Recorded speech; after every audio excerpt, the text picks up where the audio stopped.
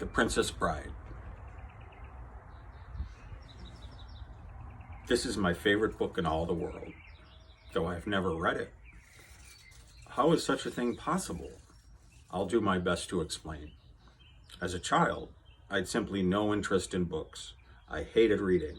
I was very bad at it, and besides, how could you take the time to read when there were games that shrieked for playing?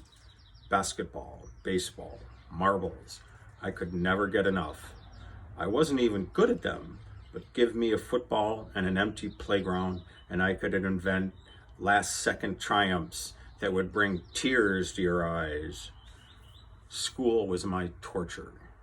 Miss Roginski, who was my teacher for the 3rd through 5th grades, would have meeting after meeting with my mother. I don't feel Billy is perhaps extending himself quite as much as he might. Or, when we test him, Billy does really exceptionally well, considering his class standing. Or, most often, I don't know, Miss Goldman, what are we going to do about Billy?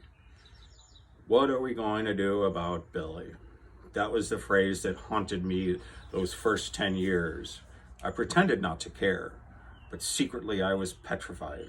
Everyone and everything was passing me by.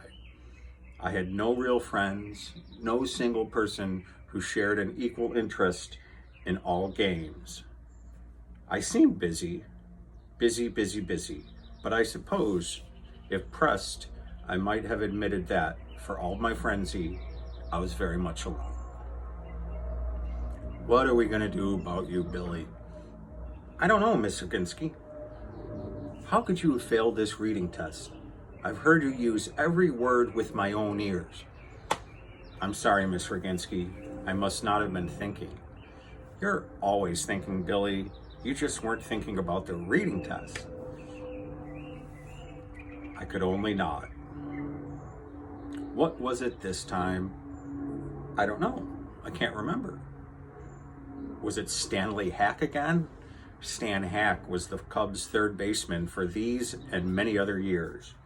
I saw him play once from a bleacher seat, and even at that distance, he had the sweetest smile I had ever seen, and to this day, I swear he smiled at me several times. I just worshipped him. He could also hit a ton. Bronco Nagurski? He's a football player, a great football player, and the paper last night said he could come back and play for the Bears again.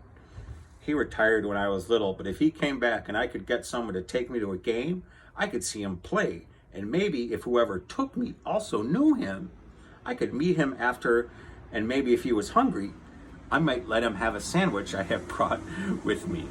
I was trying to figure out what kind of sandwich Bronco Nagurski would like. She just sagged her desk. You've got a wonderful imagination, Billy.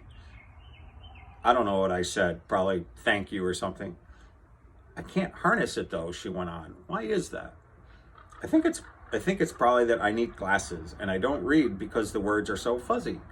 That would explain why I'm all the time squinting. Maybe if I went to an eye doctor who could give me glasses, I'd be the best reader in class and you wouldn't have to teach me after school so much. She just pointed behind her. Get to work cleaning the blackboards, Billy. Yes, ma'am. I was the best at cleaning the backboards. Do they look fuzzy? Miss Roginski asked for a while. Oh no, I just made that up. I never squinted either, but she just seemed so whipped about it. She always did. This had been going on for 3 grades now. I'm just not getting through to you somehow. It's not your fault, Miss Roginski. It wasn't. I just worshipped her too.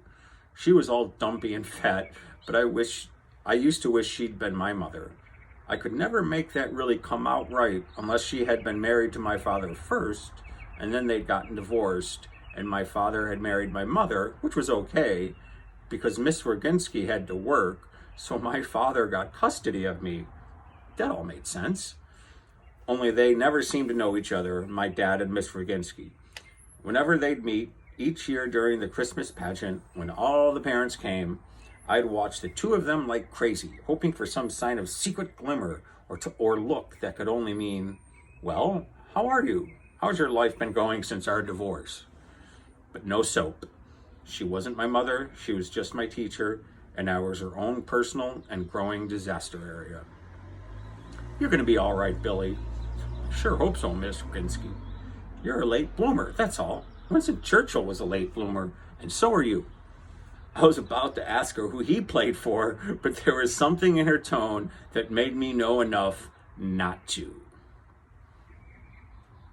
Bronco Nagurski's A Sandwich.